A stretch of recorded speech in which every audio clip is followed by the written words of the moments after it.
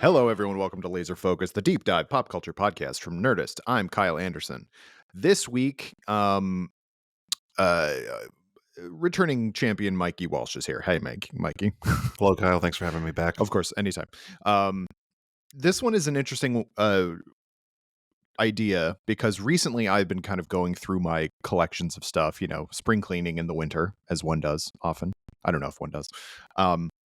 But just looking through my physical media, and I will say it 1 million times, physical media is the way to go. It's the only way to actually preserve things you like and ensure that you have them.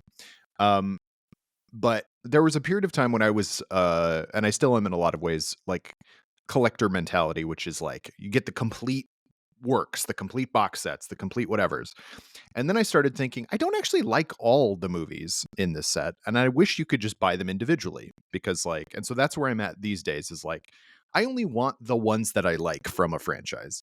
And then I was thinking about what are the franchises, and there are many, in which really push come to shove, there's only one good movie in it. Most of the time, that's the first movie.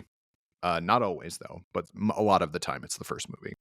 And so I thought it would be really fun to talk about franchises that have either, have a lot of success or have gone on for a while, where really, if you really think about it, there's only one good movie in it. And this is obviously where debate comes in because we all have our own tastes and everything like that. And I like plenty of stuff that I understand is not good. A lot of the stuff I like is not good. Yeah. And there's nothing the matter with that. Like, you can like stuff, but it's like it's a tough thing because I have friends who are critics, and I respect them and their opinions a lot, but who say if you like it, it's inherently good. And it's like, I don't believe that. I don't believe that's true. I think you need to be able to understand quality and like, for example, I love Batman Forever. I just rewatched it on New Year's. I still love it. I loved it when I was a kid, and I love it now. I don't contend that it's a particularly good movie, and yet I love it for various reasons, a lot of which are nostalgia based, but I still think, like, as a story, it's actually pretty good. Whereas I didn't grow up with Batman Returns at all, and I think that's just a legitimately terrible movie. Like, if you could turn off the dialogue and just watch the visuals with the Danny Elfman score, then I would be like, "Oh, this is great," because it's just like a Batman mood piece. But I think it's one of the worst scripts I've ever seen in a movie. At least you're making sure we're going to get letters right off the bat. I know people. Look, I know people love Batman Returns, and I grew up. I like Batman Returns. I just rewatched it in December for a piece I did, debating if it's a actual Christmas movie or not, and it's that movie definitely comes apart at the seams if you really think about it. I get that, but I think it does a lot of good stuff. But I do get it. And like you said, you grow up with some movies, Yeah, and they just kind of have a connection with you, and some movies you don't. And I think that's all fine. And I think your larger point, and we've had these conversations, I think, with some of the same people about if you like something, it's inherently good. No, I'm with you. I don't think it means it is good. It just means it works for you. yeah. And that's fine. That's fine. Yeah. Not everything has to. If other people don't like something you like, that doesn't stop you from liking it. Right. And I think that's something that gets lost a lot in modern discussion about pop culture. And I also like, and this is maybe a harder thing to quantify, because I know a lot of people, if they like something or if they dislike something, then they just rail against it for various reasons. I just didn't like it. But I do think there is the ability for some people, and I try to do this, that if I like go, I know that's a good movie, it just didn't work for me. I just don't. Let me just say another thing that'll get people writing letters in. I'm not the world's biggest Paul Thomas Anderson fan. I think he loses his thread in every single ending. I think every third act in his movies are terrible. I only really like, I don't even know if I would say I like it. There's stuff I like about a lot of his movies. But I understand that they are all good movies. Do you know what I mean? Like, that's a well-made movie. It's well acted. Like, everything about it is good in terms of, like, if one can be objective about art, which one cannot. I understand that they are good movies. I just don't care about them, and I don't want to watch them ever. I'm also just kind of now. I'm like, what? I'm trying to figure out what it is. Like you have issues with like the third act of Boogie Nights or There Will Be Blood, because I feel like There Will Be Blood is the one that is the closest to working across the board. I think that whole ending where he beats spoilers Paul Dano to death. I drink your milkshake. I think that is the stupidest shit. I don't want it. I think it ruins the movie kind of. Boogie Nights I like a lot, except I think it's so cringeworthy that the second it becomes 1980, everything is awful, and it's it's just the like, yeah, but it's the Goodfellas ending, right? I mean, I guess it's the so. yeah, it's the same ending as Goodfellas. I love Boogie Nights. I'm I know a lot of people do. A lot of people yeah, I'm say gonna be that's his thinking best about movie, the. but I'm not that you're wrong. I'm gonna have to watch it for the 50th time and reconsider. But that's what? And interesting. it's like, how, like, everything is so good in the 70s and then everything is so awful in the 80s, and it's just like, that just seems unrealistic. So if we considered Paul Thomas Anderson a franchise, you would have him on your list. One good movie. Probably. Do you know what? I actually, the one that I like the most is the one almost everyone dislikes, which is Inherent Vice. I like really enjoyed that movie a lot. Um, and I also I do like There Will Be Blood. I do think it's very, very good. I just think that ending is stupid. And The Master, I was like loving. I could not have loved a movie more. And then all of a sudden it was just like, wait, what happened? What happened now? Like, it just completely goes in another direction. And then anyway, we're not talking about Paul Thomas Anderson. That could be a different podcast.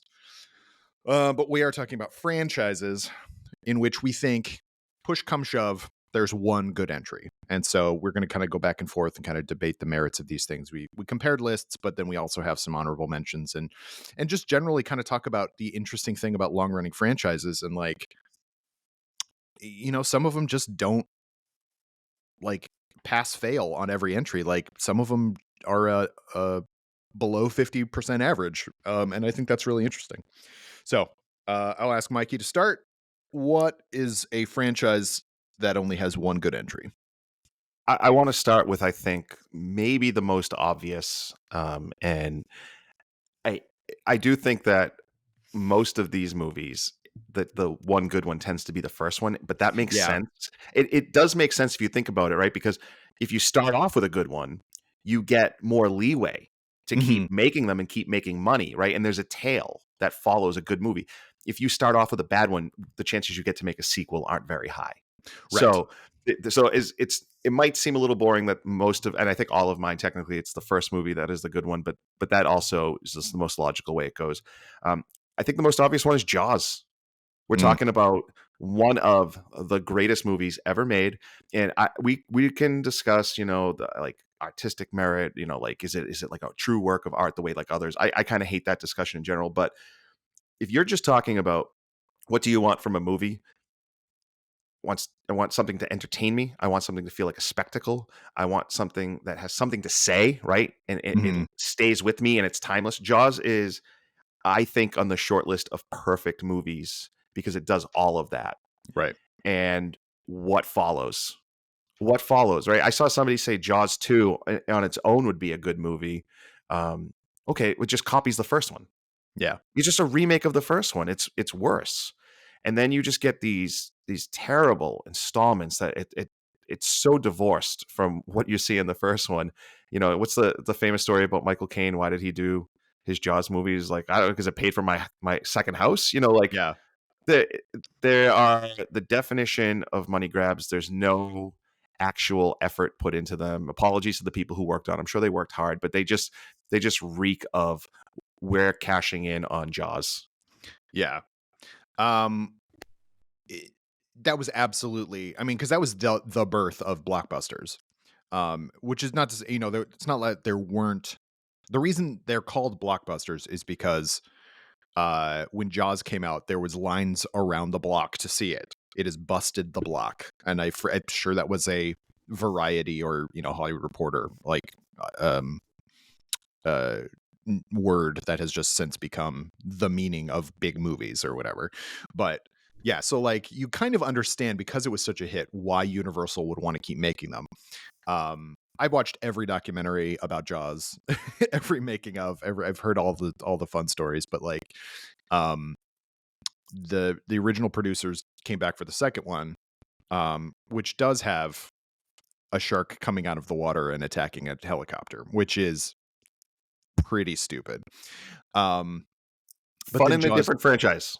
That would be a fun right? scene in a different franchise in a different type of movie, not in one that follows Jaws, Oh, which and we is also uh, incredible. we should point out before we get too far into this, we're not talking about movies that had a good first movie and then a crappy sequel and then they never made any more. We're not talking about those because that happens a lot. We're talking about ones that are legitimate franchises that have three or more, preferably more films in it. That spawned other stuff and blah blah blah. So Jaws is a great example because there were four films. The fourth one is the aforementioned one with Michael Caine in it, who couldn't accept his Academy Award because he was in wherever they shot, Barbados or whatever, shooting uh, uh, Jaws: The Revenge, which makes absolutely no sense, Let the guy fly back. right? Yeah. No, That's it's by the way, there's that's the that's strict. we, that's one of these days we're gonna get it up on the site. We're gonna do the best slash worst reasons people missed getting their Oscars, Uh huh. because it reminds me, William Goldman, considered by many to be the greatest screenwriter of all time, he won two, and he missed out on one because he wanted to watch a basketball game. Believe he wanted. I think he was a legendary Knicks fan, huge sports fan. Co-wrote one of the best sports books I ever read. And he just wanted to see the Knicks in New York because I couldn't get out to Hollywood. And he's the best. He's the best. Much better reason than Jaws 4. Yeah, it was filming Jaws 4. You missed out on your first Academy Award. I think you won two at this point. Michael Caine, the great Michael Caine. Jaws 3, of course, Jaws 3D, which is somehow a Jaws gets into a SeaWorld type theme park, and it's how did this happen? Why would you do that? And there's a character in it who's like it was like a Quint type character, but he for some reason works at the Jaws, like at the SeaWorld. It's like, why would you have like a grizzled hunter like working in a Well, theme park? in fairness, considering what happens, maybe that made sense to have that guy on the staff. It's like, yeah, someone knew ahead of time. Um I I never saw Jaws 3D all the way through, but they definitely showed it a lot on AMC back when AMC actually played movies. And of course not in 3D, but like all the dumb 3D effects are there. It's like, well, this did not translate well. Yeah, Jaws is a good example because there is, and it's hard too because like, yeah, maybe Jaws 2 is fine. You know what I mean? But it like when the first movie is Jaws, like where do you go from there? Um and I think there's a couple other on our list where you could argue that there are decent entries later on or even pretty good or whatever, but you can't argue that like there isn't just one really really good one or one great one or whatever. So by that token, I do want to talk about it only recently got to number 4, but The Matrix. I used to really really like the Matrix trilogy, and now I'm like, like I'm in the process of upgrading a lot of my like favorite films to 4K because now that I have a 4K player, finally gotten on that revolution. And I'm like, that's where a lot of this came from, this kind of thinking about it. And I'm like, oh, they have the Matrix trilogy on 4K for, X amount of money. And I was like, you know what? I actually just want the first movie. I think there's a lot of really cool stuff in the second movie, like that, the highway chase is really just an awesome action sequence that takes like 28 minutes or however long it is. It's really long, but I think it's rad, and I think there's a lot of cool concepts in it. I think the third one really drops the ball. For a movie called The Matrix Revolutions, you don't spend very much time in the Matrix, and I think that's a huge problem. And I just thought the fourth one was very bad. Yeah. I had this on my list too. Since you had it, given it to you. I think the first movie, for people who are younger than us, it's really hard to explain how big the original Matrix was. Mm-hmm. It felt overnight like something had changed. And if you go back and you watch the visuals or the stories that follow for the next 5, 6, 10 years, The Matrix, I think, is probably the most influential movie for about a 10-year period. Mhm.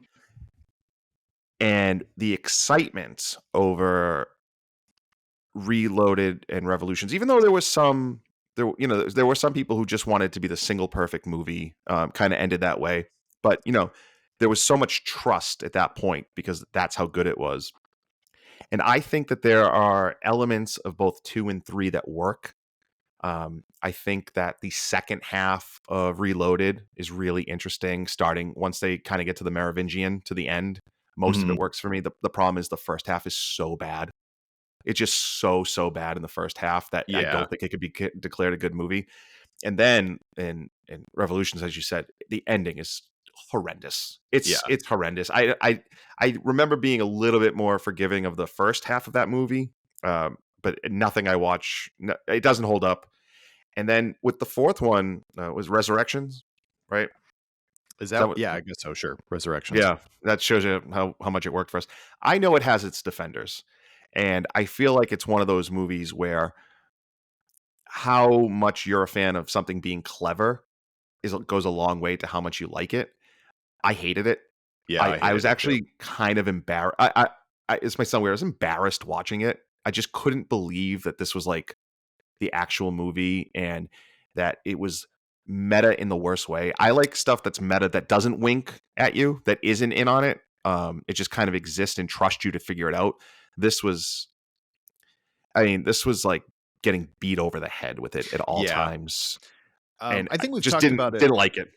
No, I didn't like it either. I think we talked about it on some episode before, and I forget who it was that I was talking to. It may have been you about this, but I think there's a lot of blame to be laid at the feet of um Star Wars the Force Awakens. I a movie that I think is good. Like I enjoy The Force Awakens quite a bit. But when you look at how much it um laid the groundwork for legacy sequels going forward, and that's just people just go, "Hey, if we can get people back, it doesn't matter if their story needed to continue or not. That's the way we're going to get people to come see our new characters and stuff like that." And then you realize that, oh, people don't actually care that much about the new characters. They only just want to see the old people return. And so like, um, yeah. And I love Keanu Reeves. I He's think good in the fourth one. He's good. They're he is they're good. all good. It's not Yeah, an he acting is issue. good. They are good. Carrie Ann Moss is really good in it too. It's all sorts of, but like, I don't, it's just sort of, it just was a retread, and it knew it was a retread. Like, I'm not mad at Lana Wachowski for, um, or Lily Wachowski. I forget which there was only one of the Wachowski sisters actually did it. I can't remember if it's Lily or Lana, but, um, was basically just like, they're Lana, gonna make Lana. it was It was Lana. Lana. Yeah. They're gonna make a Matrix 4 with or without me, and so I'd much rather them do it with me. And so of course it is a joke, like it's a meta joke about franchises and everything like that. And it is clever. And to your point, there's being clever, and then there's just being hitting you over the head with it. And I do feel like that's what that did. It didn't do anything. The one thing that I thought about the fourth one that was kind of interesting from like um I guess like a new concept thing. Any of the stuff that happens on Zion or whatever they're calling it, I don't care about that stuff at all, one bit. Um, but like turning the hordes of people who are plugged in into like zombies that chase them through the city, I thought that was kind of a cool idea. The rest of it I thought was dumb as hell. And so yeah, like the problem with a lot of these later movies, especially if they are like the Matrix series done by the same creators, is that you start to see, like, even as much as the technology or like the action or whatever continues to be cool, you see the kind of lightning in a bottle that the script was. And like there's so much of the second two films, I don't remember much about the script of the fourth one other than it just being kind of cringy, but like there's a lot of like clunk in the second and third Matrix movies, it's all very on the nose. And then you go back and watch the first one, and it's there too, but it's less egregious. But there's still a lot of like just talking about philosophy. And then they went way overboard with it on the second two. And so like I said, like I don't think any of the movies except the fourth one is bad, like a bad movie. But I don't think two or three are good. And it And took by a the way, while for me to get to that. I never we have really liked the third one, but I liked the second one for a good long while. we haven't talked about it too. Is like the first Matrix looks incredible. Mm, That mhm, like him slow motion dodging bullets. Again, it might seem not a big deal now. It was like one of the coolest things that had ever appeared in a movie. And I realized, it was drawing heavily from foreign films, but for an American audience, this was like a big, big moment. And then the second and third has some of the worst CGI ever put on film, just ever put on film.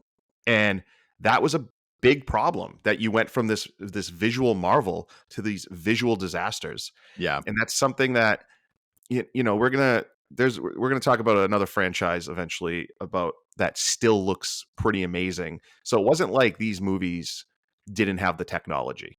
Mhm, It just I think that it was clear that there really wasn't a second and third story in mhm. mind when they made the Matrix, and you feel that every step of the way through the second and third Yeah, parts. the first one is so well constructed as a hero's journey. Like it's very much, obviously there's the prophecy, there's the chosen one, there's all that stuff, which is just, and it's using that very clear Joseph Campbell kind of storytelling in order to put all these cool, like, cyberpunk kind of like anime inspired action set pieces and like concepts and all that stuff, which is what makes it work.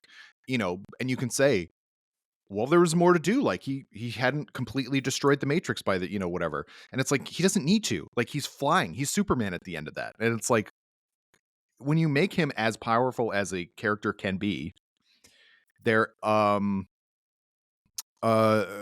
that you can't where do you go from there? And the answer was you have to try to like make him just the Million Smith fight where he everybody turns into a cartoon is it's just unfortunate. I think they were trying to push forward technology, and they tried to do too much with it.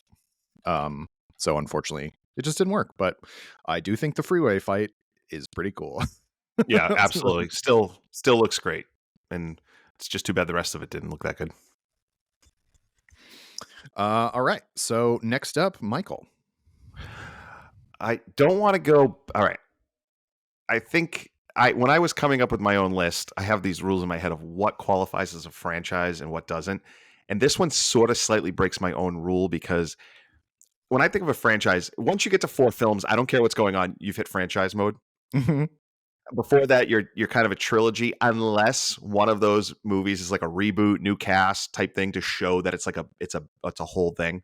But I have to include this one because I don't know if there was ever any comedies that quite disappointed me the way that Austin Powers 2 and 3 did. I think there is only one good Austin Powers movie, and it's the first one. Um, that movie at the time, another huge, huge hit. Mike Myers, if you could go back to when that movie came out and ask people, what do you think his career is going to look like for the next 30 or 40 years? We all would have said he's going to be like the biggest star in comedy that whole time. Yeah. It just didn't really work out that way for whatever reasons. And I think it kind of starts with like Austin Powers 2, which just hits so many of the exact same jokes, Mhm. like identical jokes. They're doing the same bits over and over again. And then they do them again in the third movie. So it's like it's tired in part 2, it's exhausting by part 3. And it's not to say that there's nothing funny in those movies. I think, is it the third one that has the opening sequence where it turns out it's Tom Cruise as Yeah, Austin Powers? that's the Like third one, that's yeah. that's a great bit. You know what? It's also original and unexpected and fun, and everything that follows it is totally expected and not fun and not original. I know that there's been talk for a long time about a potential fourth movie. Maybe it would focus on his son Scott. Maybe it would focus on Dr. Evil more. Um, I'd probably still be excited, hoping that after all this time, he gets some fresh new ways to make it funny. But until we get another good Austin Powers movie, it is on my list. Agree with you. There's a lot, not to. I mean, comedy's tough because a lot of that stuff just doesn't hold up. Like a lot of that type of humor just doesn't quite hold up, and um, a lot of the jokes too are very belabored. Um, and yeah, you're right. Like they do repeat the same bits over and over and over again. How many times do we have to have a bunch of people looking at a satellite or some image and coming up with Yeah, different ways to say Johnson? We get it. It was funny the first time, which was also an extended joke. Like, yeah, go back and watch the first one. That whole bit, that's like 6 or 7 different people doing the exact same joke. It works. It works. I'm not yeah. saying you can't like keep doing it, but you can't do the same bit over and over again. And that's what all those movies are. And by the way, I have a very vivid memory of being incredibly excited for Goldmember. Mm, I remember thinking like, okay, 2 is a letdown, but I remember loving the trailers, loving the characters, thinking it was going to be really, really funny. Um, Michael Caine was going to be involved. yeah. I was like, this is it. I'm going to solve it. And then I walked out of the theater being like, that was so bad. I literally cannot believe how bad that movie was. Yeah, it's and I know what they were trying to do. Look, the James Bond movies lasted forever, and these are parodies of those. But the thing about them is that they are parodies of. Well, the first one was a parody of a very specific, like 2 year span of James Bond movies from like 1967 to 69 or something like that, like a very specific span of time. And like Dr. Evil is just Donald Pleasance's version of Blofeld. Like, all of that stuff is just, is Largo from Thunderball and like all this stuff. There's one-to-ones of all that. Um and yeah, and so like I feel like the joke it's like, all right, we get it, like, and then it just became like, well, now what Austin Powers think? There's nothing to make fun of at that point, other than just more of the same. So yeah, I agree. And I also would have thought that Mike Myers' career, but then he made The Love Guru and everything kind of stopped after that. The movie's not good. No, and everyone knew it was not good the first time we saw a trailer for it. Yeah. Everyone kind of went, ooh. It's like, stick to doing Scottish accents, bro. What are you doing here? And then he showed up in Inglorious Bastards, and that was weird. That is so weird. That is He's one of the good in it, weird. but it's like Yeah, weird. but it takes you out. It does. It takes you out. It takes It's you out like, of that I mean, moment. this is not the first time anyone said this, but like when Bob Odenkirk showed up in Little Women, it's like, the hell? Like, what's he doing here? That's become the standard. It is the standard of like very strange third act reveals or second act. I actually don't know when he shows up in that. Okay, so the next one for me, we're going to talk a little bit about horror franchises because there's just a million of them, and they go on way too long. But they always seem to make money and everything like that. And I think I'm going to be a bit controversial because I know a lot of people like some of these, but the more and more I think about it, I think Halloween, the first Halloween, is the only good Oh, movie in the franchise. There are some pretty good. I mean, this is my favorite horror franchise. So let me just start. Well, my whoa. favorite long-running horror franchise. Evil Dead's my actual favorite horror franchise because there's 5 movies and all 5 of them are good. But so John Carpenter, same thing with Jaws. John Carpenter's Halloween is and was groundbreaking. It set the tone for the entire slasher. I mean, it wasn't the first slasher movie. We talked a little bit about that and some other episode that Black Christmas and Texas Chainsaw Massacre sort of set the tone for like 70s into 80s slasher movies. But Halloween was the one that set the ball rolling. Friday the 13th was a direct inspiration or direct descendant, I guess, of Halloween, and like, all of those ones going forward, which were a big guy with a knife in a mask, like it's all there. And so I think it's so good that where do you go from there? And obviously they tried to go in a different direction with Halloween 3, which I think is a fun movie on its own. But since they had to stick with Michael Myers because the public wasn't, if they'd have done Season of the Witch as Halloween 2, I think it would have been a lot better received. But Halloween 2 is okay, but by that point it was not Carpenter himself. He wrote it, and I think kind of did second unit and produced it and stuff. But um, Rick Rosenthal Rick directed Rosenthal Halloween 2. directed that one.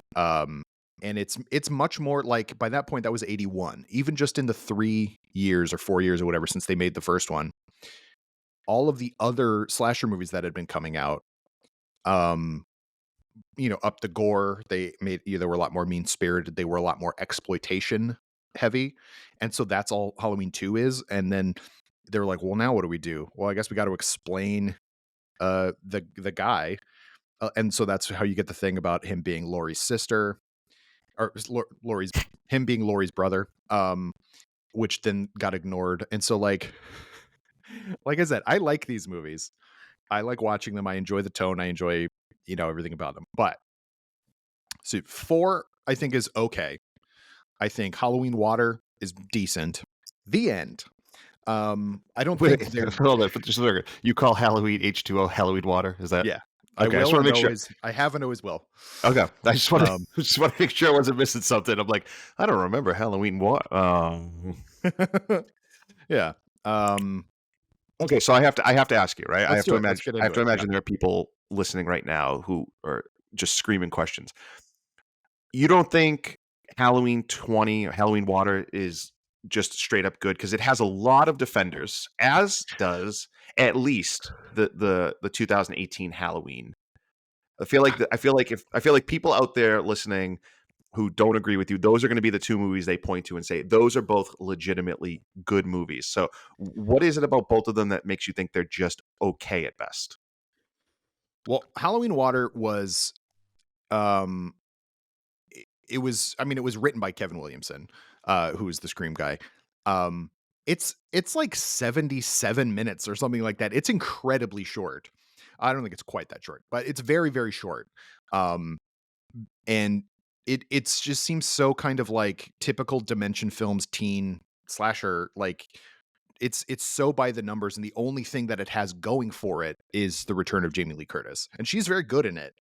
But I don't think it as a film is anything. And also, like, they didn't get the mask right. There's a bunch of weird things with the actual production of that movie, which I don't, we could get into, but there's books and things you could watch about the weird production of that.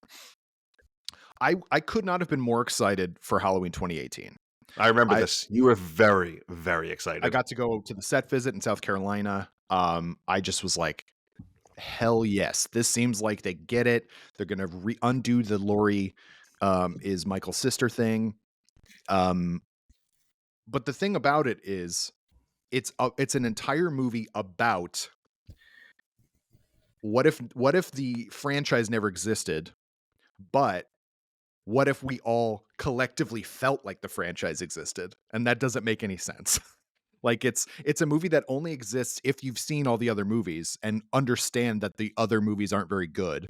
Because, like, there's even a joke in it that, like, I heard he was her brother. Oh no, that's just a myth, or stuff like that. It's just like, that's so stupid. And like, also they bring in way too much like topical stuff, like the podcasters doing a true crime podcast about Michael Myers and stuff like that, and they keep calling him a serial killer. I'm here to tell you something, folks. He's a spree killer. He's not a serial killer. Interesting. Serial killers are over an extended period of time, and if he killed his sister when he was a child, and then he kills like 5 people on Halloween night. If the second movie didn't exist, um, that's just a spree killer. Like, he just killed multiple people. There's people today who killed more people than that who aren't called serial killers. So I just think it's a very like, but they use that word because serial killers is like very buzzy, and like the plot's very stupid, and also like, so I was very disappointed by that movie when I actually saw it. I was just like, all the stuff that I thought was going to be cool about it was not in it, which is all the stuff about Laurie and her family, like her daughter and granddaughter and everything like that. There way less of that is in the finished film than what I was hoping for. And then the next 2 after that are so god awful that it retroactively ruins the halfway decent possibility that the 2018 one was okay. Um, and so I just don't think I don't want to watch any of them ever again. Not a great And sign. Not a Not a great great sign, sign. right? So like, I and it doesn't like rewatchability is not necessarily a hallmark of a good movie. There's plenty of really, really good, great movies even that I have no desire to ever watch again. But um, I was, for something that I was that excited about to just be like, ugh, this is so stupid. Like, and like all of the new characters, with maybe the exception of the granddaughter, and well, Judy Greer is a national treasure. So I was very happy that she was the International Laurie's daughter. treasure. International treasure, Yeah, I mean, well, interspace, intergalactic treasure. Um, but then spoiler, she dies in the second one, and it's like, why did you do this? Why did you do this to Judy Greer? She did nothing to you. So that sucks. So anyway, I stand by it. I think Halloween 1 is a masterpiece. It's perfect, same way that Jaws is. Like, it is in for what it is doing, it is as perfect a movie as you can get, and every other one has just been a sweaty attempt to retread that and recapture that magic, and you just can't because um you just can't. Like, once you explain the boogeyman in any way, you take away the magic of it. So he's her sister. I did it again. He's her brother, or he's being siblings. controlled. They're siblings. He's being controlled by the rune of thorn, like like he's some sort of mystical like embodiment of evil, which is like what happens in the fourth, fifth, and sixth movie. And then like I just don't. And then he's just like some old crotchety old murderer who gets out of an insane asylum and kills more people. And it's just like, is he a normal person or is he a monster? And like they can never contend. So um Halloween, one good movie. Well, I don't know if my next movie could possibly be any more different from Halloween, but it's got almost as many movies and way less of a success rate. By our own standards, one good movie. This is getting real close to the edge here on one good movie, but I'm going to defend that this has one good movie, not great. This is a franchise with 7 films, 6 of which are horrendous. When I was a kid, these movies were on TV all the time. All the time. I I don't understand. It was almost like one channel was just dedicated to airing these movies, which is why I have very strong memories of them. Police Academy. There are 7 Police Academy movies. You can Google it, look it up. 7 of them. The last one came in 1994, Police Academy, Mission to Moscow. Okay? If they had gotten to make an 8th, they probably would have went to space. I don't know. But they didn't because after the first movie, which is it's not like it's remembered better than it is. And I think it's remembered better than it is because there were so many Police Academy movies that are so horrific that it improves the quality of the first one, the only Mhm. decent to good one, which like a lot of movies of that time, hasn't exactly aged well in all the Mm. ways. But it still has a lot of funny bits. When you look, I know Rotten Tomatoes and sites like that are not the be all end all of anything, but it's pretty telling with Police Academy movies that once you hit Police Academy 4, 5, 6, and 7 all have a tomato meter score of 0%. 0%. And it's not as though the movies before it are much higher. You look at 3 and it's got a 36. Yeah. 2 is something similar. I don't even think 1 doesn't even technically have a good rating because it has like the critics is under 60%. Right. This is these movies had to cost $7 to make.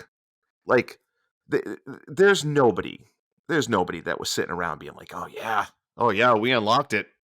We got the secret. We got the secret formula here. It is the funniest thing about the Police Academy franchise is that there are so many of the movies, and so many of them are just horrendous. I know this seems a weird one to put up against. We're talking about franchises like The Matrix and Jaws and Halloween, but you cannot talk about franchises with only one good movie and not include Police Academy, which is the epitome of only one good movie. I have a confession to make, which is that I have not seen any of the Police Academy movies. but I do vividly remember them being on all the time, and also vividly remember the cartoon, and then in the late '90s, the live action series. Um, and there were toys of Police Academy. Like it, I owned them. what? When you Yeah, think about that, it's just like a raunchy, stupid, like broad comedy. The first one, at least, I know is very sexist in a lot of ways. Like I have, and possibly racist as well. I don't remember, definitely, but definitely a little homophobic. It's been a while, but I definitely remember 100%. some homophobia. Yeah. Well, yeah, I mean, it was every comedy in the '80s was a bit homophobic at the very least. Um, so yeah, they don't hold up, but like on IMDb, it looks like the first Police Academy has a 6.7, which is actually pretty good. So that must mean a lot of people like you watched them a ton when they were a kid and just were like, yeah, I love Police Academy. But like even they are like, nah, these like second Police Academy 2, their first assignment, Police Academy 3, back in training. So they didn't even get very far. Police Academy 4, Citizens on Patrol, which I actually know because it has a rap song as its theme.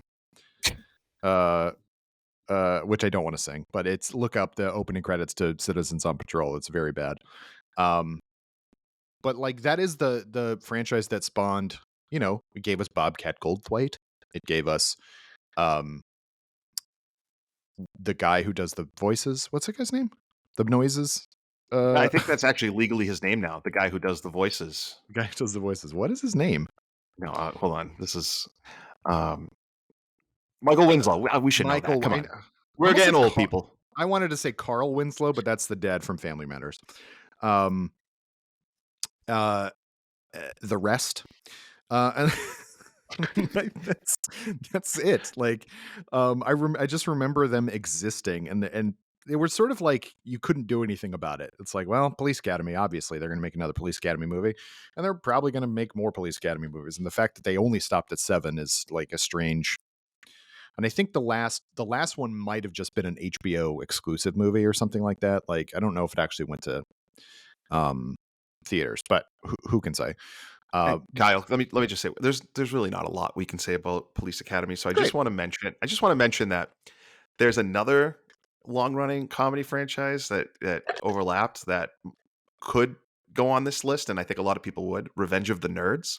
The reason I did not Hmm. include Revenge of the Nerds is because the only quote unquote good one was the first one, and if you go back and watch that movie, it is reprehensible. Oh yes. I'm not even talking about it in 2024 standards. Like I'm not saying like, oh wow, it hasn't aged well. I'm saying watch that movie and imagine sitting there in the theater at the time and be like, this is okay. Yeah, Yeah. these things are okay. Yeah, the sexual assaults, that's funny. That's a good bit. Yeah. Oh, there's more. Oh, there's more. Oh, Yeah. okay. Like it is I cannot say that is a good movie because it is I am probably a little bit more forgiving of some of that stuff, just in terms of like, hey, we can acknowledge that that's really bad, Right. but the movie's kind of Revenge of the Nerds is not not one of those movies. It is No. so disgusting, so disgusting. So that is why it is not on this list, even if it sounds like it fits the same Police Academy criteria. Yeah. Yeah. At the very least, you can say the first Police Academy movie is less offensive than Revenge of the Nerds. Um. Yeah. So I have a similar thing. Look, they made a lot of family movies. I could have put on like The Land Before Time. There's 13 million sequels and only the first one's any good. Things like that. But I want to. We just had the holiday season, so I'm going to mention the Home Alone movies.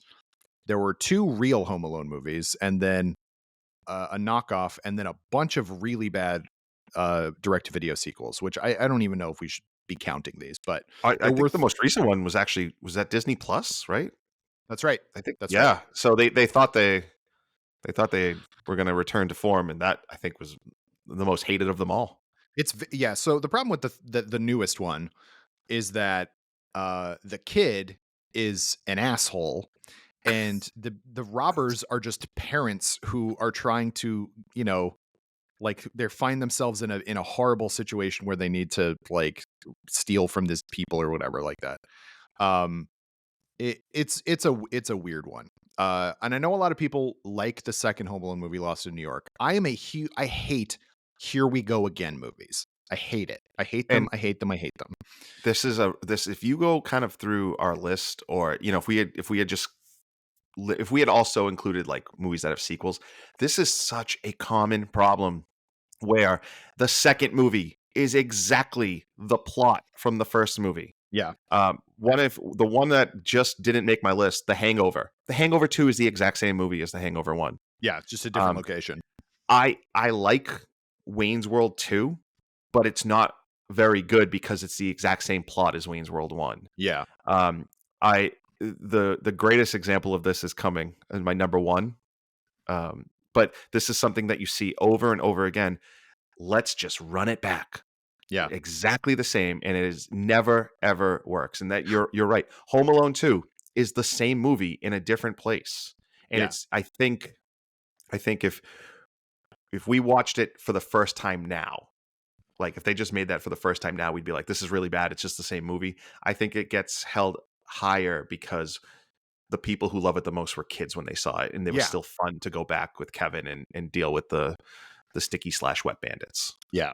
Yeah. And there's a lot of stuff in the second Home Alone movie that scared me when I was a kid, specifically when Marv gets electrocuted and turns into a skeleton.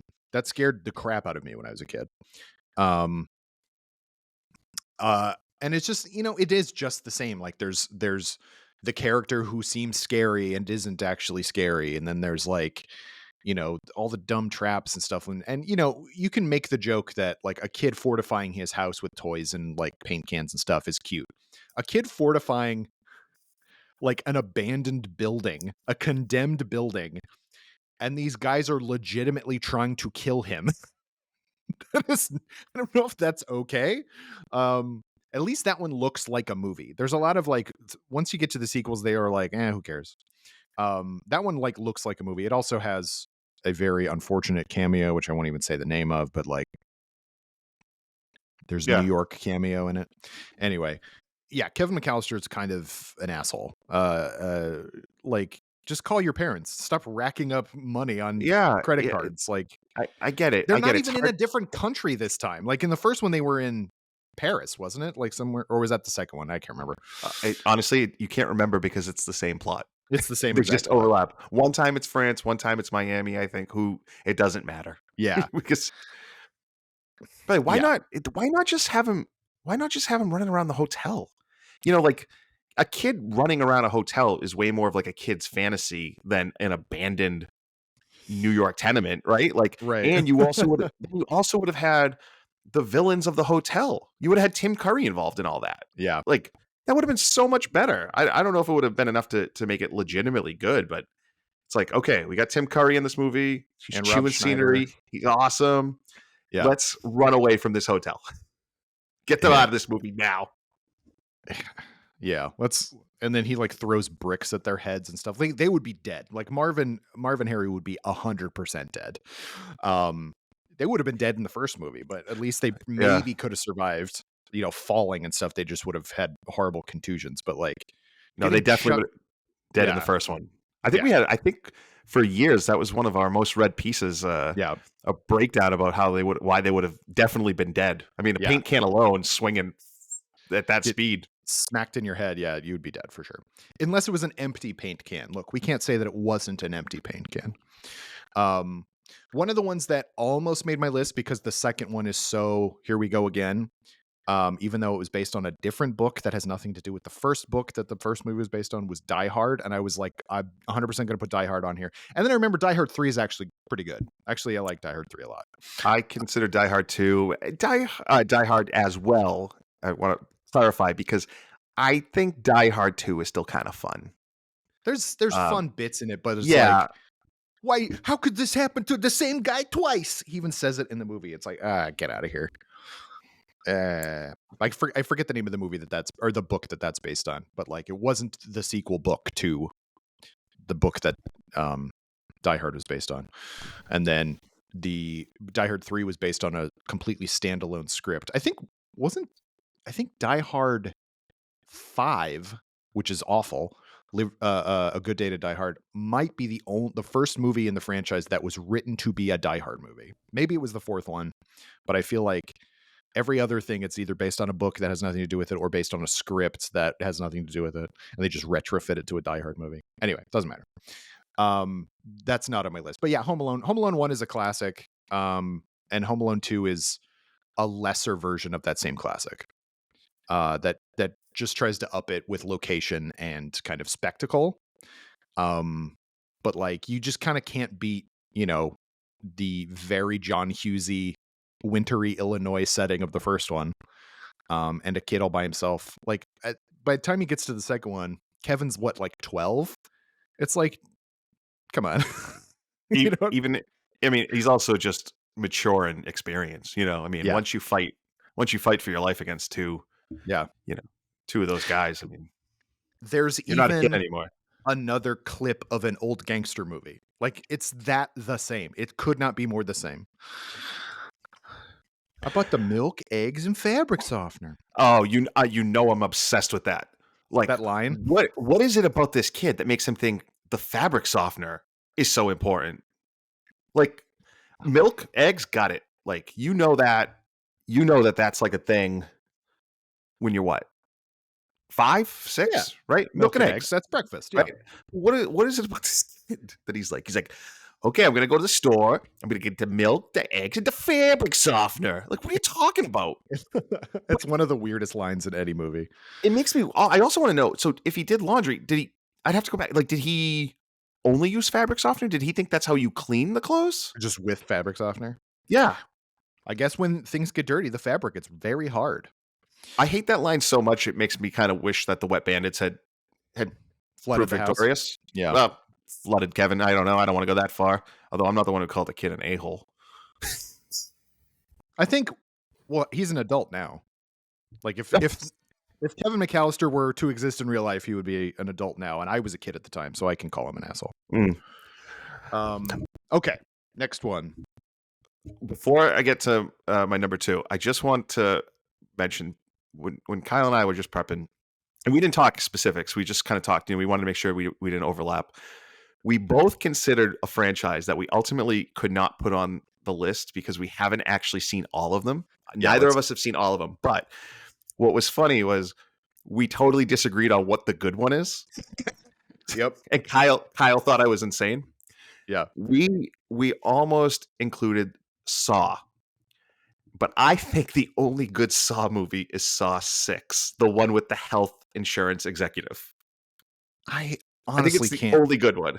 I don't even know if I saw that one. It's really interesting. I think it's like the only. No, look. I didn't see the most recent one. I got sick of the franchise. I kind of don't even like the ones I used to like anymore. But with Saw 6, it forces a health insurance executive or CEO, whatever you want to call him, to face these decisions that he makes on paper all the time in person. Like at one point, he literally has to choose who is he going to save: a young, healthy guy with no family, or an older woman with a lot of family, right? Because on paper, he's just going to like insure the healthy guy because it's going to cost him less than the old woman. But he has to actually see the consequences of his life and death decisions, which are always just abstract. They are made tangible. He has to make decisions for his employees, who also are making these life or death decisions without really thinking about the fact that they're life or death decisions. It's, I think, the best kind of use of the entire premise. And I don't think I've ever actually liked the first one, which I imagine is the one that you think is good. It is. That's the one that I think is the good one. I think that I think there's a lot of blame to be laid at the feet, the severed feet of the first movie. But I think for like a super low budget horror movie with twists in it, like I think that that set the precedent for a lot of swerve endings. Which is not to say that like obviously M. Night Shyamalan did stuff like that first, but like the idea that the killer was in the room with you the whole time, you just didn't realize it. Like I love that stuff. And I remember thinking, and it was like a big deal that had like a viral marketing campaign where like you just saw the scene with Shawnee Smith with the reverse bear trap on her head, and like that was just the trailer. And like, at the end of that scene, the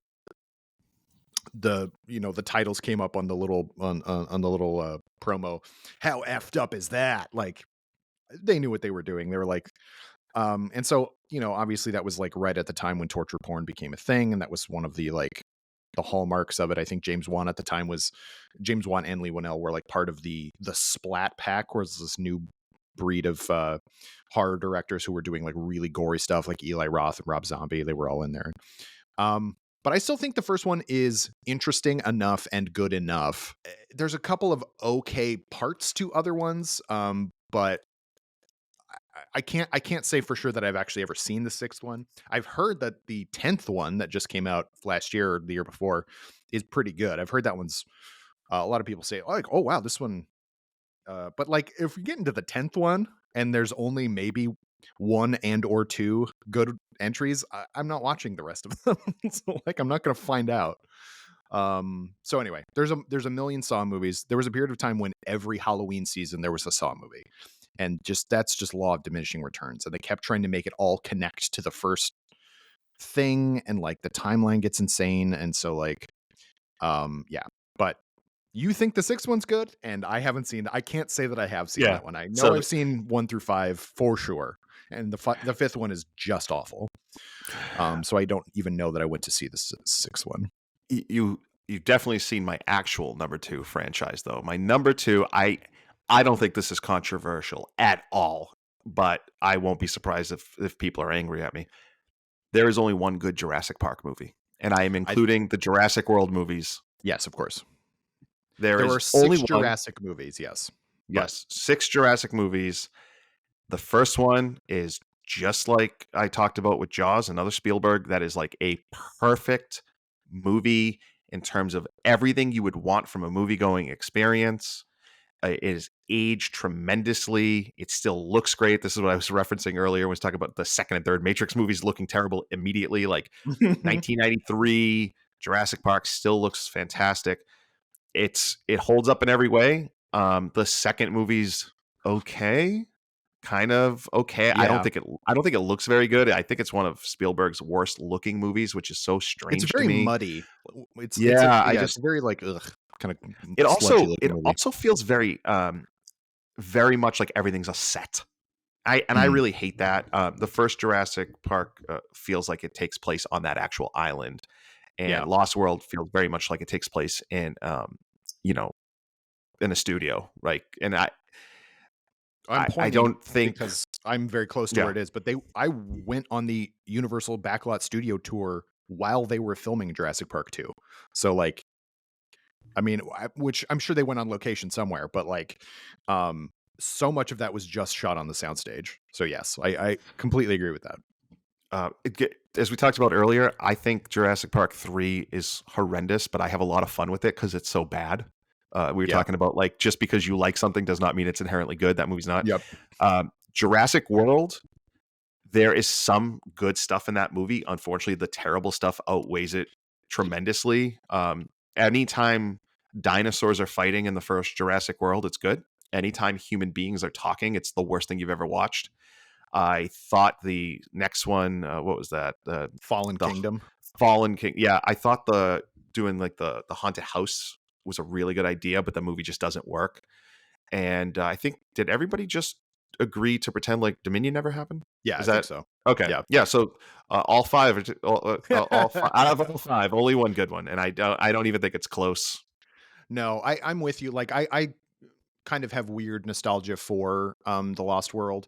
Also, it's a Spielberg movie, so like there's a floor to Spielberg movies. Like, it's in terms of Spielberg movies, it's not very good. But in terms of just other movies, pretty darn good. There's a lot of great moments. Like there's the great match cut at the beginning when the mother screams after her daughter gets attacked by those little tiny things, and it immediately cuts to Ian Malcolm yawning as the squeal of the subway train comes by. Like, that's some good stuff. And I think the sequence, but even, I was about to praise the sequence, but is essentially the same sequence as the car in the tree in the first Jurassic Park, which is them hanging over the side in the trailer, and they have to like hold on and And like and it falls down that around them. looks like it was all filmed with 4 walls around it. It looks really small. Like Hmm. it it it doesn't have that it doesn't have the scope of the first No. movie where it feels like they really are hanging over a giant ledge that technically shouldn't be there. Yeah, where is Like it to? yeah, yeah. To whence It's like did this come? Yeah. so it just that that's kind it's that kind of captures a lot of what I don't like about that movie, which is it Mhm. just I don't know. I don't really get it. And like you said, there's a floor, and I think that comparing it to the other movies in the franchise, Lost World seems a lot better than it is. I also think there Yeah. was just general excitement when it came out, Mhm. Oh, for sure. For but sure. I think that it doesn't really. I don't think you can call it good. No. And I think, the ending where they, like, are running from the T-Rex in San Diego with the baby T-Rex is one of the stupidest things I've ever seen in a movie. Like, even at the time, I was like, "This is not good, right? Like, we can agree this isn't good." I said to my parents, and they're like, "You're 12. What are you doing talking like this?" Um, I bought the milk, the eggs, and the fabric softener. Um, so anyway, yeah, agree with you on 3. I have fun with it. I know a lot of people really like Jurassic World. I hated it immediately, and then so it was just diminishing returns from there. Um, I'm I don't know, man. Training velociraptors to be military, like that's the stupidest thing I've ever heard in my whole life. Well, Um, no, I'm sorry. Fallen Kingdom definitely has something dumber, Kyle. what's It that? has a T-Rex selling for only $50 million or something Only 50 ridiculous. million? Like whatever this is I think of one of my favorite pieces I ever wrote was me just losing my mind about the Yeah, dinosaur that is a auction good one. in Fallen Kingdom because it's like you have you have like governments in that auction room. You have actual governments. You have oil um oil Mm, billionaires. mhm. And it's like, hey, everyone, we are going to sell you a T Rex. I think I looked it up at the time. Like, what does a fighter jet cost? And it's like, you can have one fighter jet or 5 T Rexes. It's like insane. And the rationale I've heard, and I probably, I heard this, I don't know if this is true, but somebody told me that that came from Spielberg himself. That That he idea? said, yeah, that you had to have the prices be really low so it would show like how little money somebody would be willing to be evil for. And it's like, okay, but it's dumb. Right. Like it's dumb. It's not like you could have done that and he got like 1% of commission or something. Like there's a million ways to convey that without being like, here's something that's really instantly stupid and going to take you out of the movie. Yeah, I didn't like I didn't watch the last 2. I just couldn't do it. I thought Jurassic World was not good, and so I was like, why would I want to keep watching these? And my wife continued to watch them. I had to remind her that she watched the second of the Jurassic World movies. I was like, I walked by when you were watching it. She's like, "Oh, I don't remember it at all." I was like, "Okay, that's not a good sign." And by the way, um, the first Jurassic World is definitely the best of the 3. Absolutely. So Look, you're no not missing question. Yeah, anything. from everything I've heard about them, I've heard that there is a genetically engineered child dinosaur. I mean, she's not a dinosaur, but like they use the same technology to make a child clone, and it's like, why isn't this It's about child cloning? it is. And then uh, I don't care. This is a spoiler. Then she frees the dinosaurs because she Yeah, says they're just like me. And if there was ever a time to feed a child to a dinosaur in one yeah. of these movies, it was right then and there. How many people did you get killed? Just your weird machinations, child. Anyway, okay. So I have a couple. I'm gonna lump a couple of into my next one, or my next one. Which are movies. So I tried really hard to think of franchises that have one good entry, but that's not the first movie. And so the first one of those is Transformers. I really enjoyed the first Transformers when that came out in 2007. Uh, as a piece of like, hey, cool, like the Transformers are on the big screen, but like it's not good. Like, it's loud, it's Michael Bayish, all that stuff. And then they just got worse and worse and worse. And then Bumblebee came out, which is a completely different director, set in the 80s, early 90s. Has a different tone. It's the tone that those movies ought to be. Um, It's much more kind of you can do stuff with the Transformers lore, but it doesn't necessarily have to be um big, we're going to roll out and destroy the Decepticons before that. It's like who cares? It's fun. It's a fun movie about a fun character, and Haley Steinfeld's really fun in it. And then I was really excited, as you know, for the one that came out last year that I keep having to remind myself actually came out, which is Rise of the Beasts, because I'm like, oh, after Bumblebee, surely they're going to keep on this stand. I was a huge Beast Wars fan, and that movie is so boring and stupid, How? and it just, How? I know. How like, of all the things to be, right? It could Yeah. be stupid. It can be bad. It can be inane. How can it be boring? Well, here's my thing You know about what I it. mean? Like, how do you get that wrong? Absolutely. Just Absolutely. just let them fight. It's like I Yeah. said, like we just talked about, like with Jurassic World, the first one. Like, at least when the dinosaurs are fighting, I'm having a good time. You can't have a movie called Rise of the Beasts about the Maximals, which are there's an Optimus. They are from a different time period than the Autobots, and yet it's still the Autobots that are the main characters. And it's just like, what is this then? Like, what is the point of this? Like, there's a character that Michelle Yeoh voices, which is Air Razor, who is the she's like a hawk or a hawk or an eagle or something like that. She doesn't even transform in the entire movie. And spoilers, she gets killed like halfway through.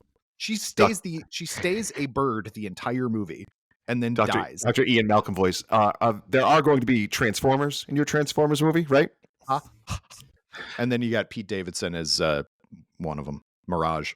Uh, Pete Davidson is one of them. and it's just like, oh, this sucks. It's just not what I wanted out of this movie. Also, I know they're going to do it because it's the Hasbro universe, Hasbro until all are one, to steal a line from Dan Larson. But um, it's a backdoor like setup for a GI Joe movie. There's a teaser at the end of Rise of the Beasts that sets up a GI Joe movie. Why? Anyway, so that's that. And then the other one, and this one is very controversial, and I know we're going to argue about this. I Don't want do it to it. just be iconoclastic. I'm Don't going to do do it. it. No, come on. I'm not a healthy man. Here we go. I'm ready. There is one No, good don't entry do it. in the Fast and Furious franchise, and that Oh one my is god. Fast Five. Oh my god, Kyle. Are you gonna Kyle, are you this gonna is are you gonna say that it. Fast Five is not the best one? First off, it is the best one. Thank you. Okay. It's the best one. And I always feel like when people say otherwise, they're just doing it to be Yeah, difficult. they're just different. Yep. Yep. Um there are Can I say what I so for the record. can I give my reasoning first? Can I give my reasoning before you get into your thing? Okay. Before you set the record straight, I'd like to tell you something. I saw the first movie in theaters. I thought it was fine. A friend of mine was big into cars and like, drag racing, I guess, at the time. And so he loved it. So we went and saw it multiple times that summer. Um it's fine. It's a fine movie. The fifth one is so good that it completely changed what the franchise is. And like you can watch the first four or whatever, like they're good to decent, and I guess like Fast and Furious, the fourth one, is like pretty dumb. Um Fast Five is amazing. Like as an action movie, it is just out of control. It is the weirdest thing. It's just so over the top. And every movie after that has just, I think six gets the closest to being like legitimately fun, bombastic without being stupid. But everyone after that is dumb. And even if there are bits in them that I think are fun, also just like I just don't find Dom Toretto that compelling as a character in any of the other movies. And yet because it's the Vin Diesel franchise, he is the focus of every single franchise. When to the point where like Hobbs and Shaw had to get their own spin-off because they were becoming too big on their own to be in the Fast and Furious franchise. Like I said, six is the closest to being legitimately good also, but I think it suffers from a lot of like baggy plotting. Whereas I think five is just straight down the line good. And if I were to buy one Fast and Furious movie, which I won't, it would be that one. You done? You done spreading your lies? Yeah, I am. Because there are 11 movies in this franchise, Yep. and 9 of them are good. You're out of your mind. You're Minimum good. out of your And here, mind. let me tell you this. Let me tell you this. We've talked about this in the past. We judge movies on their own level, right? Of what they are trying to accomplish, right? It's why we can give a silly comedy 5 stars, but also like a serious drama 5 stars, right? Sure. Because Yeah. we're judging them for what they are, not compared to each other.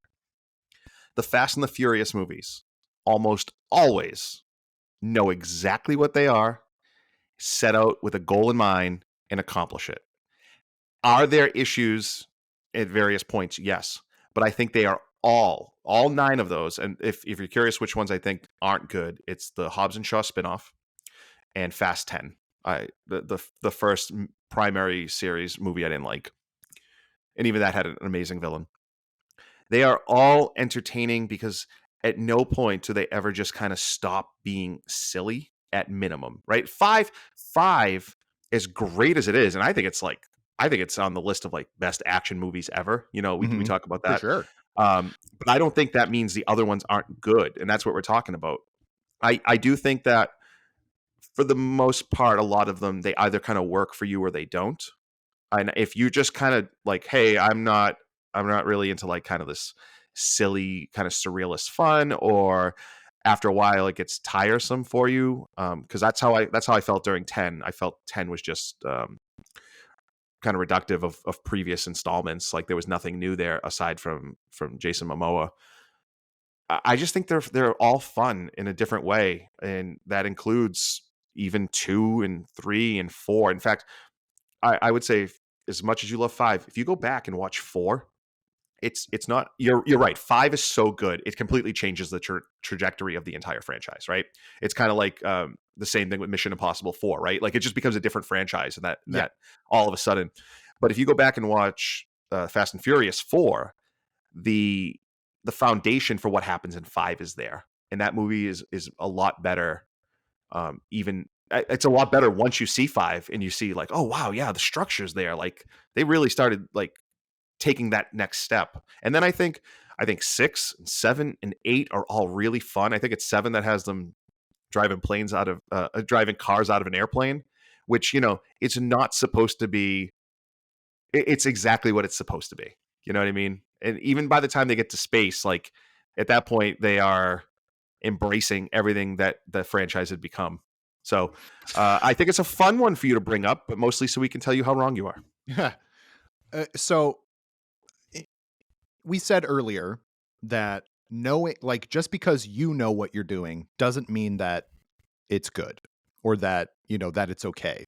Just because you know that this is stupid or you know that this is meta or whatever. And that's the way I feel about these. Like I said, 6 is close to being good. 7, I think, goes like they drive cars through the Burj Khalifa and stuff. Like whatever building in Dubai. Um, that one was a lot. That one is a lot. And I give that one a kind of more of a pass because obviously Paul Walker passed away while they were making it or before they had finished it. And so there was a lot of that going on. I really hated Fast 8. I hated it. I thought it was so stupid and annoying and just everything about it was bad. And it's just like you can just see the wheels. Like none of these people like each other like in real life. Everyone is just in their own car set talking into a radio that never loses connection. Like it's just like I understand there's the suspension of disbelief with these movies that you must in order to even just watch them, which is the same thing you do sort of a Mission Impossible movie, but like a James Bond movie. You just kind of have to go with those type of things because that's how the action works. And there's good action sequences in all the later movies. Fast 9 was the first movie I saw in a theater. I went to a press screening of it after the pandemic. And so I had the best time. I was laughing. I was enjoying myself like crazy. I was so excited to be in the theater again. I gave it a good review based on that. It's not a good movie. Like it's a good post-pandemic movie.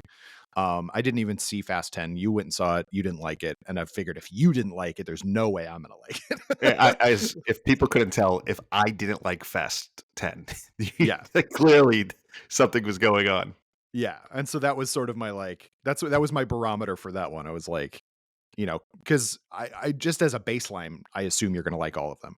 And like I said, like I enjoy like first one, I think Tokyo Drift is a cool, like complete departure, like, but it's very of the time. And It six also is has the single another, worst lead performance in the franchise. yeah, Like, that Lucas Black is not particularly it compelling. is I mean, But if you that gave us Han and everything like that. But like once it became so much about like, oh, these people that were in Dom's life that we've seen a lot of his life and never heard of a brother and like all that stuff. Like it's dumb. It's just dumb. And like I'm not gonna all of argue with that. all of the Mr. Family blockbusters. Mr. Yeah. Family is a secret brother he disowned. I'm not gonna argue with that one. Yeah. That was a little too much even for me, but it didn't stop me from liking the movie. That's also the one where they go to space in a car, which is something that everyone just assumed was going to happen from time. So like I like Justin Lin. I think he does a good job with those movies.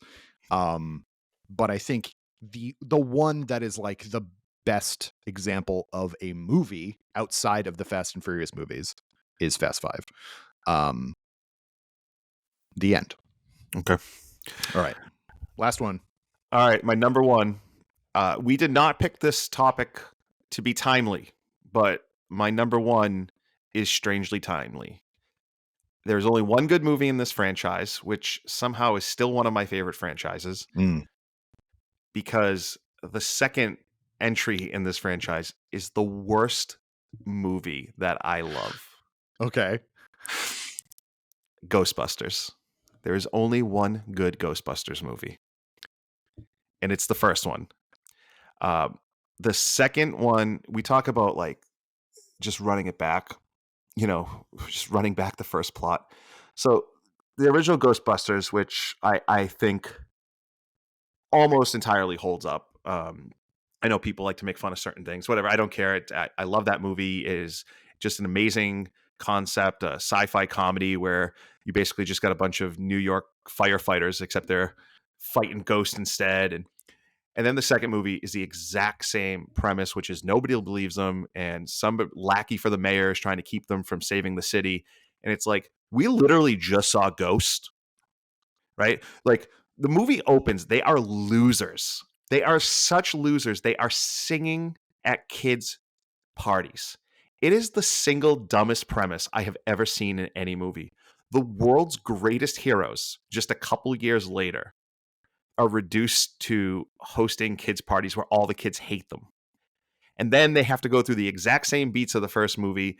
I think the third act also is weirdly paced and kind of unsatisfying how it ends. And then I was very excited for the reboot. I think Ghostbusters is such an amazing premise just in general that I thought kind of rebooting it with a all female cast was just a fantastic way to do it. And that movie doesn't work for me at all. It didn't have the right group dynamics where everybody is the funny one. Like it just throws it off. The comedy doesn't work if everybody's the funny one. There's no straight person to be bouncing things off of or create different types of laughs. I also think it looks really bad. I think I described that movie as looking like it takes place inside The Amazing Spider-Man 2. Like, Oh, I one. just, It could not look more like that. That is so on the ball. And they're both yeah, Sony movies, so maybe that's just the yeah. Sony in-house style. But like, Um, man, you nailed it with that. and then I do not know who Ghostbusters Afterlife is for, but it's definitely not Ghostbusters fans because Yeah, it it was it's like Stranger Things fans. Amblin fans, right? I Like guess so. it's Amblin, just yeah. it's not it. Do you, not to say New York was a character, but like the whole premise of Ghostbusters is these guys who are just kind of doing a job, right? And it's a very strange job, but they're very kind of normal guys. And I know three of them are scientists and believe in this stuff, whatever. But then you move out into the middle of the country and it's mostly kids. And I understand that movie has people who really like it, and I think it was mostly well reviewed. If we're talking about that as a Ghostbusters movie, I think it's terrible. I'm not even really interested in it until the actual Ghostbusters show up. Now I know this new one, Frozen Empire, is not only going back to New York. It seems like it's definitely going to combine the generations more. Mhm. Um, we just saw the new trailer right before we started recording this, and I don't think it's a very promising trailer. It looks a little too beholden to the original films. But it's just kind of a long way of saying I think there's only one Ghostbusters movie, which is incredible after all these years. Yeah. So we talked about Eric and I talked about this a couple weeks ago, about the Ghostbusters cartoon and how like important that was to just the shaping of Ghostbusters as a franchise and not just a movie with a sequel that was coming out. But the real Ghostbusters cartoon was for kids what Ghostbusters could do as a premise. Like it's fun, it's weird, it's kind of scary, it's got silliness to it. And once they were sort of like, let's make it all about Slimer, then it was sort of less interesting to me. But and I've heard a lot of people who are older than me. Like I was born in '84 when the movie came out, so like I was kind of catching up when I was a kid. But I know people who are older than me who say that Ghostbusters, the first one, is not just a great movie, a perfect movie. And I don't agree with that. I think it's a good movie. I think there's a lot of weird pacing and stuff with it. But I'm not here to be like, actually Ghostbusters isn't very good. I'm not that guy. But I will say that like no one has understood what made, like, I don't think even Ivan Reitman and Dan Aykroyd understood why the first movie was good. And so every movie after that, I think J. Michael Straczynski, who wrote most of the episodes of the cartoon, the syndicated version, not the Saturday morning one, which is all Slimer based. I think he sort of got what that premise could do, and that's why the cartoon was so popular. But like, you know, I was with you on the reboot. I was like, and I think everybody lost their mind a little too much because of, they're racist and sexist. But I think that like, it didn't ruin your childhood, but it isn't good. Like, you know what I mean? Like, Yeah, that's the yeah. real problem with it. It's like, I want to defend it more because I think most of the people who are the loudest against it were just awful people who were giving bad faith criticism. But it's like a Paul Feig movie and a Ghostbusters movie just don't really gel. And like, you Well, know, especially because he was so beholden. He felt so beholden to the original movies, having yeah, all those cameos and having all of these tie-ins and Easter yeah, eggs. That movie works best when it's just doing its own thing. It's not like a total disaster. It's not like terrible. And that's kind of the thing I think that might yeah, make people surprised about me including Ghostbusters and having it number one is that there's no pure disaster. no, Even Afterlife has some good things going for it. Anything with Carrie Coon has a floor that's still pretty high. She's one of absolutely. my favorites. Paul Rudd in a prominent role. But I also think that these like the Afterlife kind of forgot that these are comedies. Yeah, Like they're 100%. Yeah. comedies first, action, sci-fi second. Um, and I agree. By the way, I grew up obsessed with the real Ghostbusters cartoon. Like Yeah. it is one of the like formative shows of my life because I watched it so much as a kid. And I think that also is probably why, like, if you ask me my favorite franchises, I include it. Mhm. Ghostbusters because of how much I love that show, the toys. Yep. Um, but if you're just looking at the movies, I don't really see how you can say any of them are just straight up good besides the original. Yeah. Um, and it's super quotable. Like it's, you know, it, and that's the thing. It's so good that they've been trying to recapture that for so long, and that is sort of the hallmark of a lot of these franchises we've been talking about. Is it's like not necessarily lightning in a bottle, but they were very popular and critically and audience beloved, and they don't know how to do that again. Like, and it's very rare that you get movies that are the same exact production team who with a writer who knows how to like, oh, let's do this again or something like that. Because like, other franchises that have more good entries, um, even have some bad ones. Like, you're gonna get some good ones and some bad ones anytime you do stuff like that. But it's amazing that like it's Ghostbusters. Have them bust some ghosts. But like the second one, you're right, is just a retread, a crappier retread with a less compelling kind of ghost at the Well, center of it. Like and Vigo that's the Carpathian is just a guy who scowls. Like it's yeah, and that's that's one of the most frustrating things about Ghostbusters 2. Again, it's I know this sounds weird. I think it's a bad movie, and I just love it.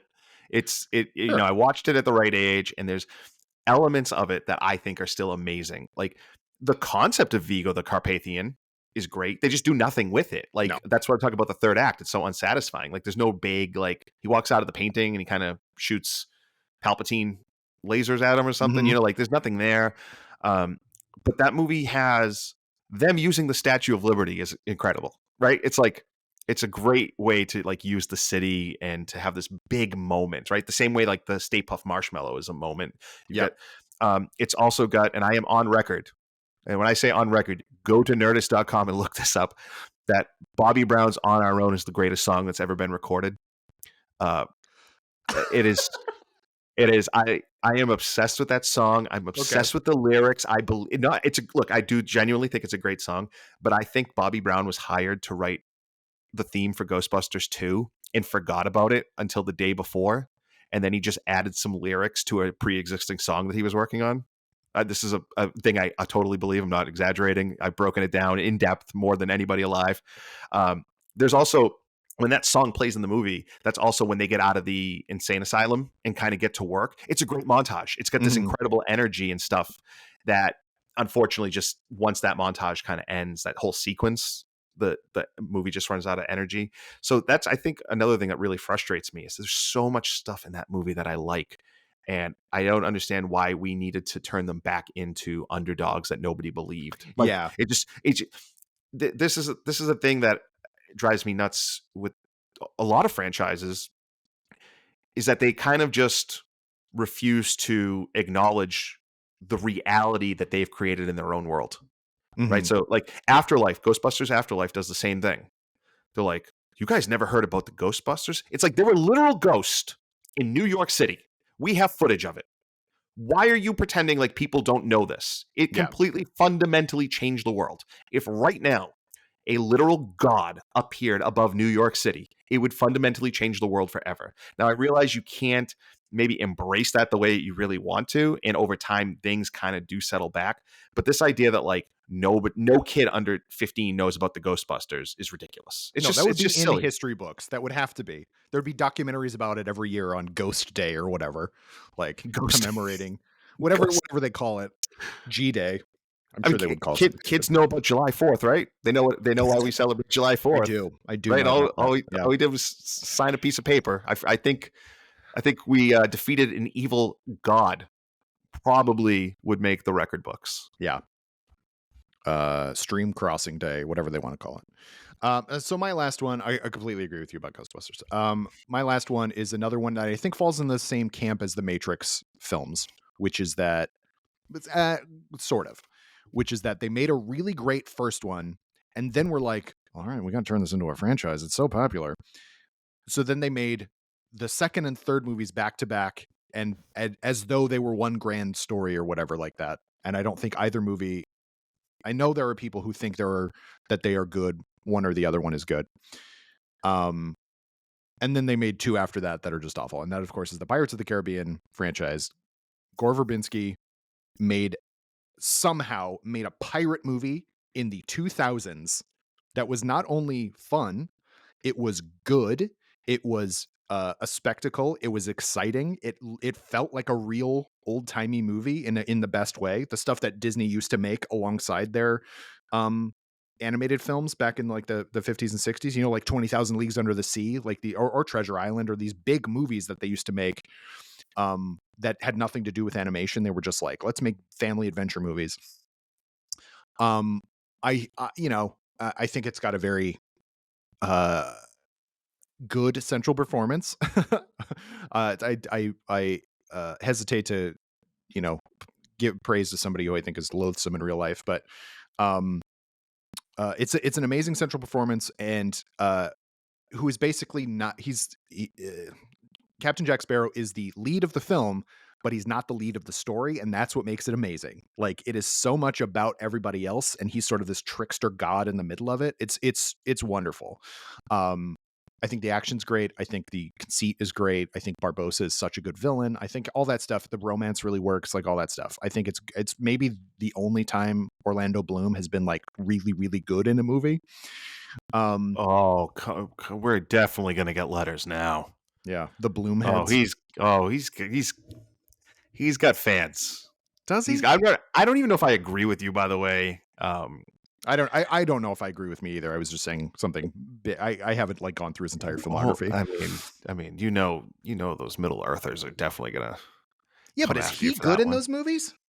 I think he is good. I don't know if he gets to do a lot, but I do No, think that certainly not.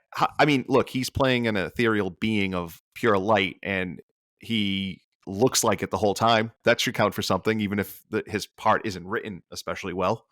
It's definitely soured because he's shouldn't be in the Hobbit movies, and he's not good in the Hobbit movies, and that character sucks in the Hobbit movies. Anyway, it doesn't matter. Let's get back to the point at hand. And then after that, Verbinski was at least back for Dead Man's Chest and at World's End, or at World's End. Is that what it's called? Whatever think it's called. I think that's what it's called. And I don't think either of those are very good. I think there's some cool parts to them, but they'd like just, actually, I won't even say some cool parts, some really cool action sequences, some great stuff in the second movie. Big, long, extended action sequences.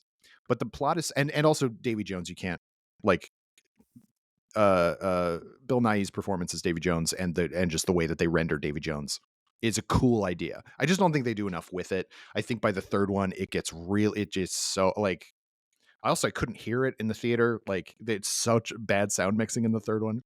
And then they were just like, well, these are still popular, so let's continue this along. And the last two are not directed by Gore Verbinski, and they may as well just be zombies. Like, they are just like the walking husk of a film franchise at that point. And yeah, I'll say it. I think only the first Pirates of the Caribbean movie is good. I think the other couple of them are watchable, enjoyable Kyle, to a degree. I I literally did not remember there was a fifth one. Yeah, there's five. There's I'm like, five of I'm in them. my head. I'm like, there's three of them. No, they did a fourth. They did a fourth, and then it was over. And I looked it up. It's like, wait, what? Yeah, They there's made a a fifth five. one. Did anybody see it?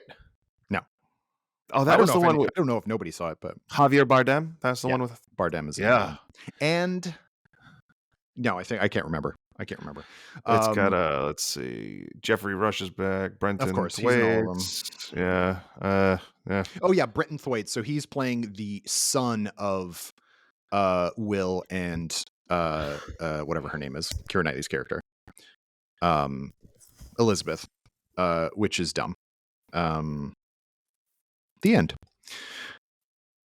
I wouldn't have even thought of these movies had I not seen a video or a couple videos actually fairly recently talking about them and sort of being like, they don't make movies like that anymore. And I completely agree. Like, that was right at the edge of when CGI started to take over and when the volume, like, those movies today would just look like boring and flat and everything the same way that a lot of movies do because it's cheaper.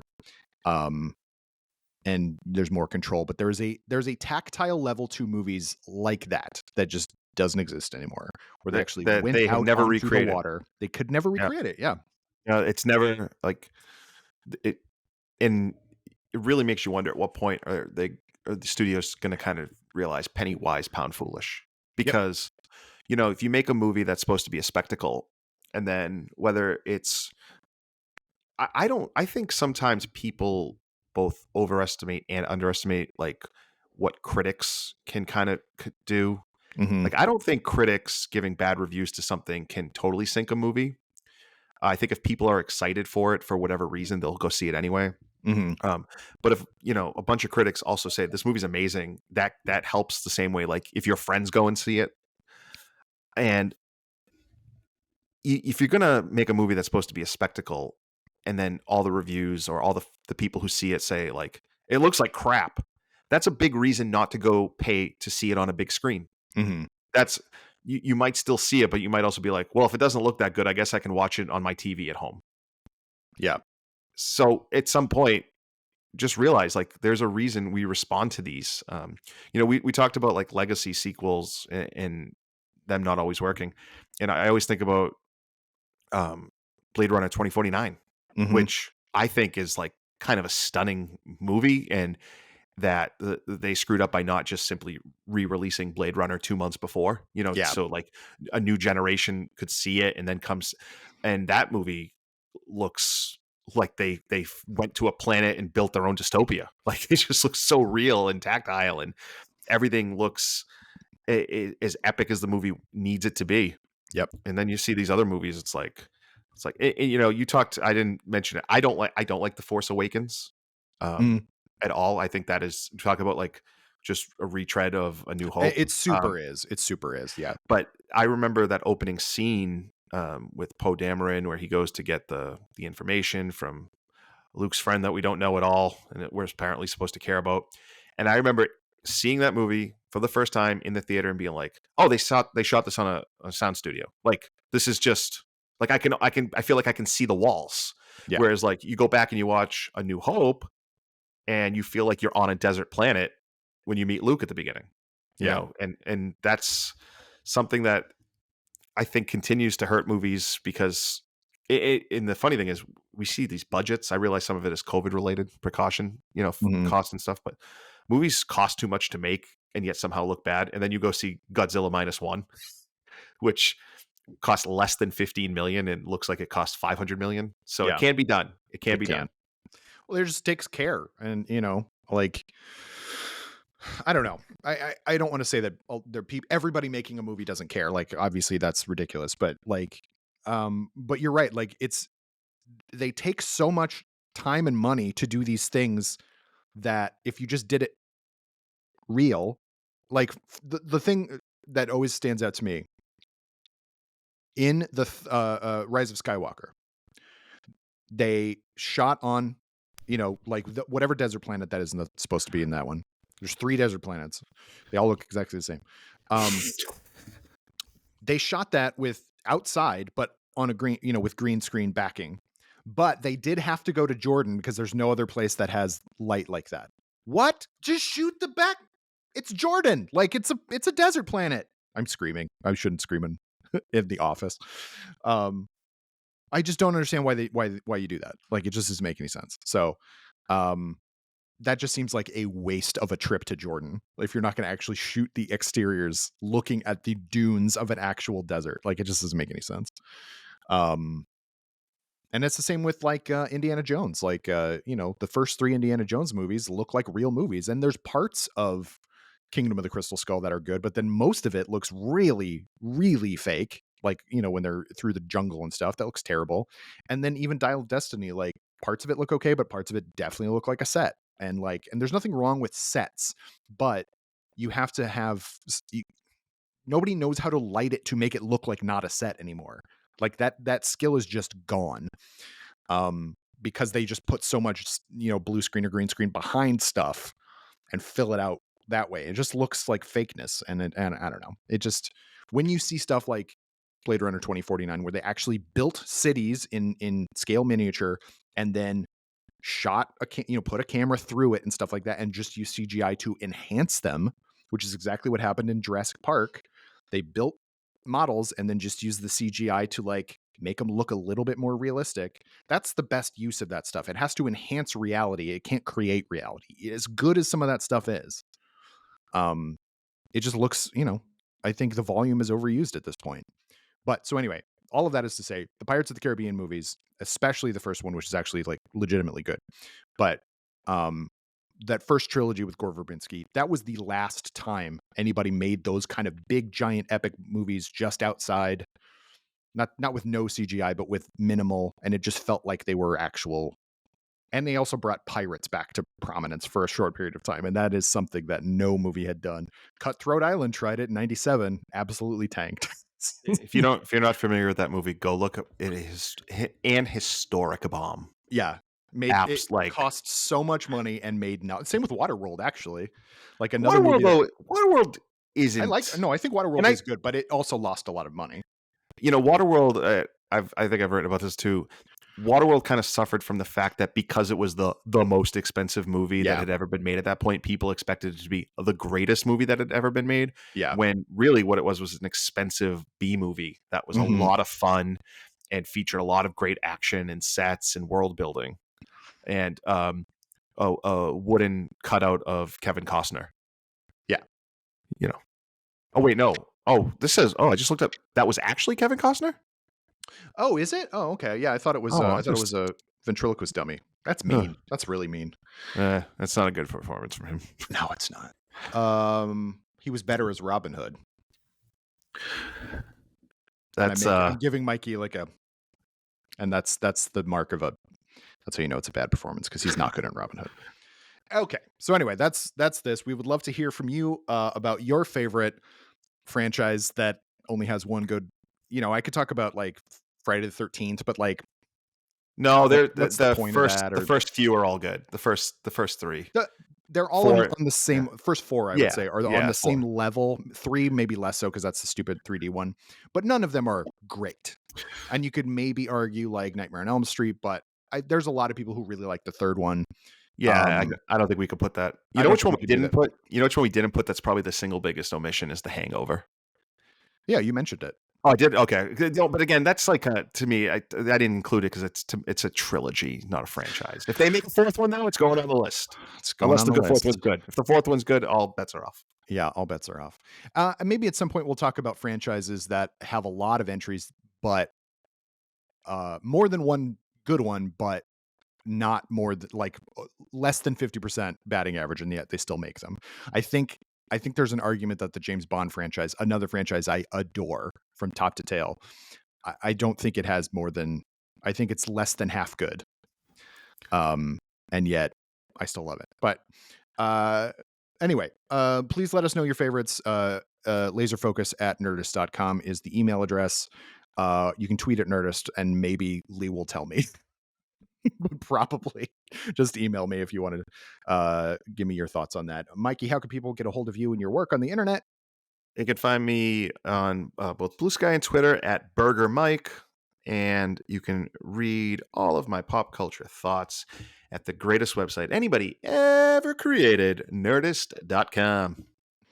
You can follow me on Instagram, see my official new cat. We'd foster failed a kitten. And she's a delight. At functional_nerd, you can follow me on Letterboxd, Kyle_Anderson, see all the weird Giallo stuff I've been watching. Also, a lot of Jackie Chan movies. Jackie Chan was great. Early Jackie Chan movies are so good. He's still great. Go watch Teenage Mutant Ninja Turtles Mutant Mayhem. I did? Oh, did you? Since the last time we talked, I saw it. Okay. I loved it. Yeah. He's so funny. He's so funny. Yeah. On Letterboxd, and you can follow my work on Nerdist as well. Thank you for listening. I've been Kyle Anderson. Join me again next week when my guest will be a different person. Bye-bye. Laser Focus is a production of Nerdist Industries and Legendary Digital Networks. It was produced, edited, and hosted by me, Kyle Anderson. For more, visit Nerdist.com.